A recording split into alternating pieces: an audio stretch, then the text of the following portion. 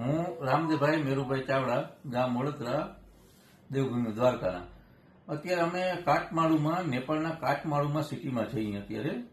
આમ જો કે પરિસ્થિતિ બધી આમ સારી છે અત્યારે, કોઈ પોઝિશન એવું ખરાબ નથી ટૂંકમાં, કોઈ એવી કોઈ તકલીફ નથી. પણ અમારે બહાર નીકળવું હોય, કોઈ કઈ જગ્યાએ જવું હોય તો એની કોઈ સેફટી નથી અત્યારે.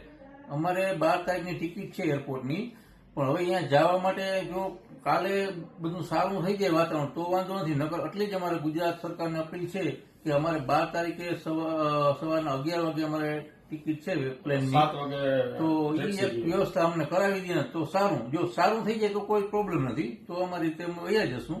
બાકી અત્યારે ઓલું કોઈ અત્યારે અહીંયા કોઈ તકલીફ નથી. અમે હોટલમાં સેફ છીએ અત્યારે, એકદમ સેફ છે, વ્યવસ્થિત છે. બાકી આમ કોઈ તકલીફ નથી. બાકી બહારના બીજા કોઈને જતું નથી. અને ઘરના ને કોઈને ઉપાધિ ન કરવાની જરૂર નથી. અને બહાર બીજા જે ફસાયેલા છે આપણા ઇન્ડિયન ગુજરાતી, તો એને કોઈ એવી કોઈ પરિસ્થિતિ નથી. કોઈ ઇન્ડિયન ને કોઈ હેરાન કરે એવું કોઈ નથી. હોટલમાં કોઈ તાળફોડ નથી. બધા વ્યવસ્થિત સેફ છે અત્યારે. એમ કોઈ પણ અહીંયા છે ઇન્ડિયા વાળા છે કે બહાર ના, કોઈને કોઈ પ્રોબ્લેમ છે જ નહીં. અત્યારે કોઈ પ્રોબ્લેમ નથી. કોઈ જાતની તકલીફ નથી. બાકી એક અમારે જવું છે હવે ઘરે બધેને. બધું ઘર પણ આ તો શું છે, હવે અત્યારે નીકળાય એમ નથી. 12 કર્ફ્યુ લાગી છે. હવે પરમદી અમારે શુક્રવારની 12 તારીખની અમારી ટિકિટ છે એરપોર્ટની.